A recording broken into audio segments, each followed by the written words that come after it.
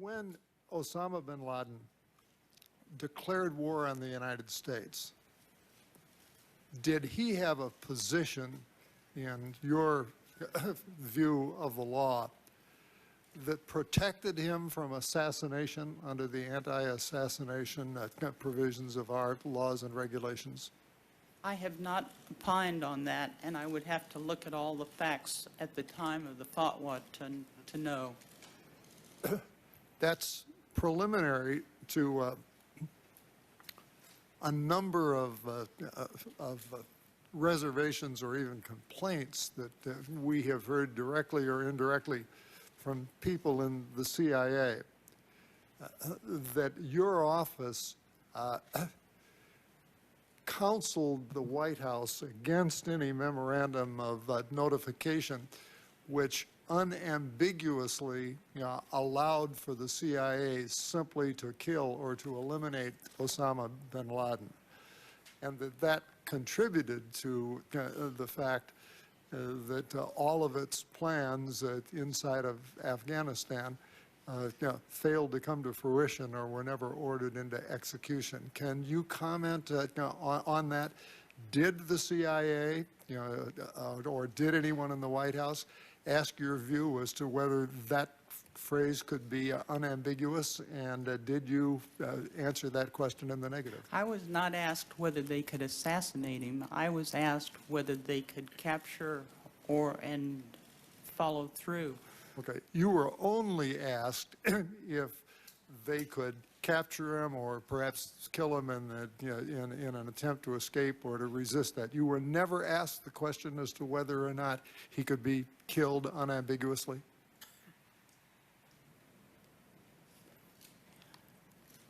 I need, Mr. Chairman, some direction. I don't know what the Commission has done in terms of the declassification of these issues, and I want to be able to answer the question. Madam Attorney General, I think if there's any doubt in your mind, we should probably talk with you about it privately rather than publicly, particularly on this subject, which is a very sensitive one.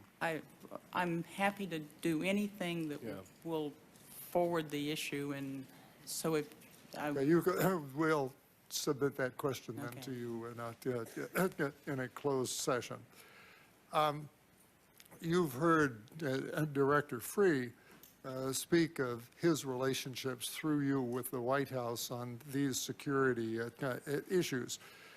Would you characterize for me whether you felt that the President and the White House and the National Security Council felt any inhibitions about relationships, questions to, or answers from the Federal Bureau of Investigation while you were Attorney General, by reason of the history of the sometime misuse of the FBI by, in previous administrations?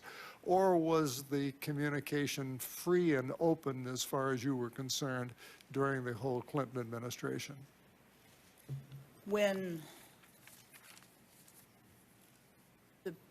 I think when Tony Lake was National Security Advisor, he came to the Department of Justice, and we discussed the exchange of information and the necessity to keep the National Security Advisor informed. There was concern because these were criminal cases, and I think the Bureau had some concerns, but I said in any instance in which any investigation or any effort that the FBI was undertaking had an effect on national security, some of the top people in the National Security Council would be advised. We were supposed to reduce that to writing. It never got reduced to writing, but it was always the governing principle that I had. It didn't get reduced to writing because people were concerned about the independence of the FBI and couldn't get the language straight, but I think the communication developed there. In fact, the relationship worked as far as you were concerned, openly and freely. there would be complaints made, and that's the reason during the last year and a half, I went to a situation where we had regular meetings between Director Free and Sandy Berger and myself. And did you feel that your communication, your lines of communication with Director Free were free and open, and that you always got the information from him that you needed? I had the working relationship with Director Free where I could call him and say, may I come see you and see exactly what's going on? Can we sit down and talk about it? And I always felt that I got a very straight answer and had a good working relationship with him.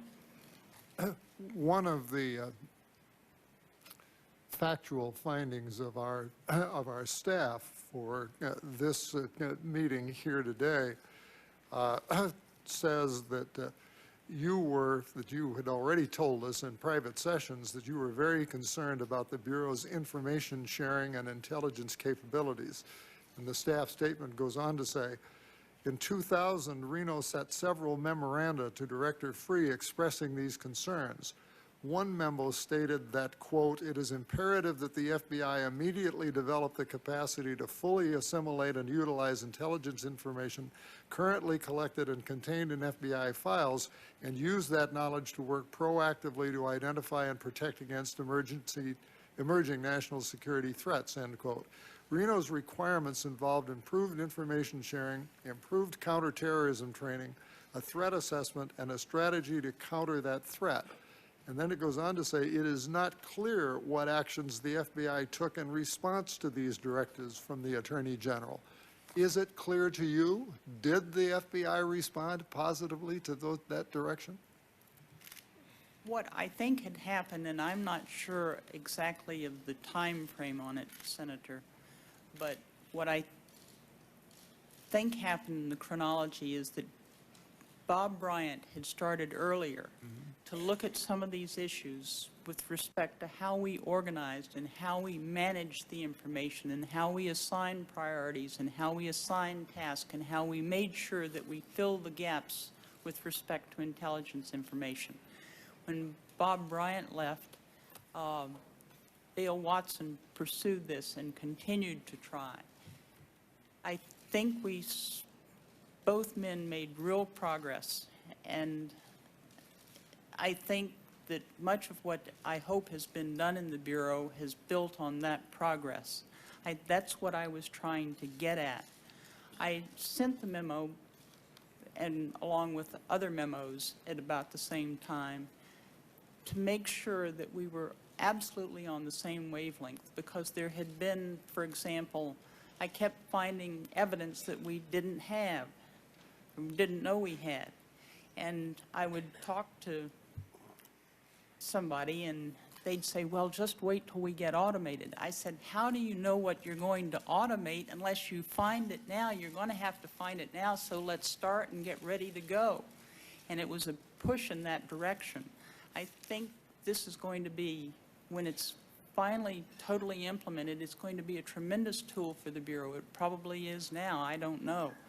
But that was my reasoning. So this was a long-range direction going well beyond the end of your term as Attorney General, but you think progress was being made as a result of that memorandum? I don't know whether it was as a result of the memorandum. They may say they were already doing it, but I did it to push it, and then when the Attorney General invited me to have lunch with him after he was sworn in, I came up to Washington and we sat down and talked about issues that I thought were important, and I gave him a set of the memos.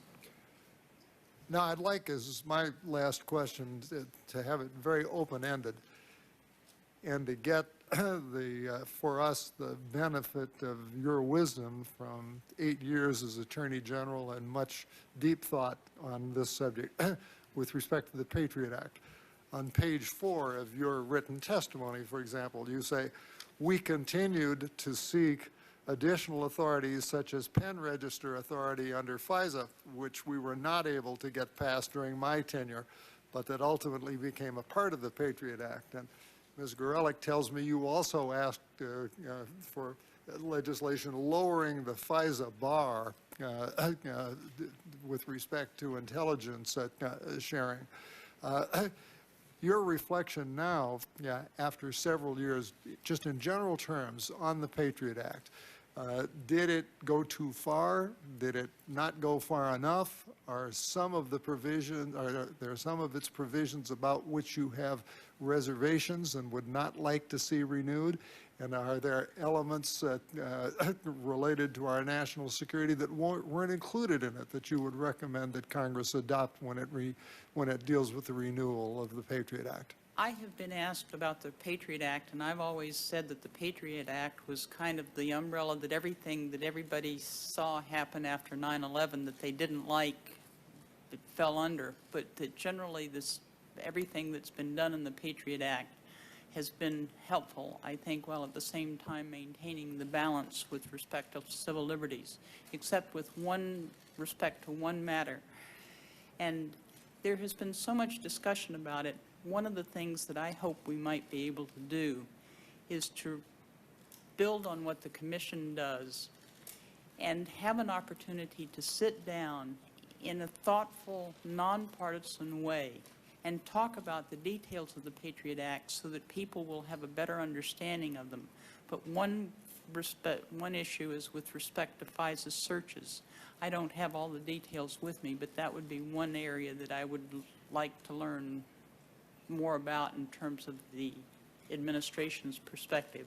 And it just seems to me a wonderful time when we could stop for a minute and say, this is national security, this is where America should come together, this is how we should sit down, and let's address these issues and see if we can come up with a consensus that will have the confidence of the nation. So of all of the provisions of the Act, the one that you believe requires the most discussion and concern without having a specific position is those search authorities? Yes. Now, are there things that you think would be helpful in promoting our national security that weren't included in the original Patriot Act that you would recommend in any successor act?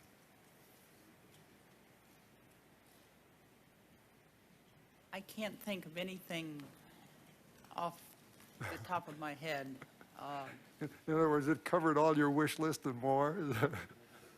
Where I think we've got to go, it's important to cover the wish list, but where we've got to go is making sure we use our experience to make the system work. It's not going to be resources, it's not going to be legislation necessary, it's not going to be legal authorities, it's going to be people sitting down and starting to exchange information, starting to share, starting to trust each other, starting to end the culture that said, this is mine, I've got to keep it to me because it's my case. With respect to the way in which we deal with intelligence activities inside the United States for national security, do you believe that the FBI is the proper agency for that, or that it should be separated from the agency and handled in a different fashion?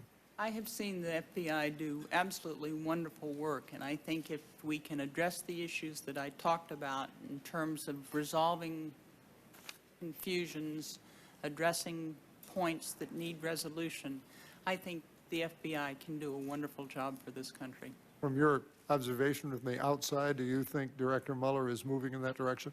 I think he is. I have a great respect for him, and I think we should all back him up and help him get the job done. Thank you, Mr. Chairman.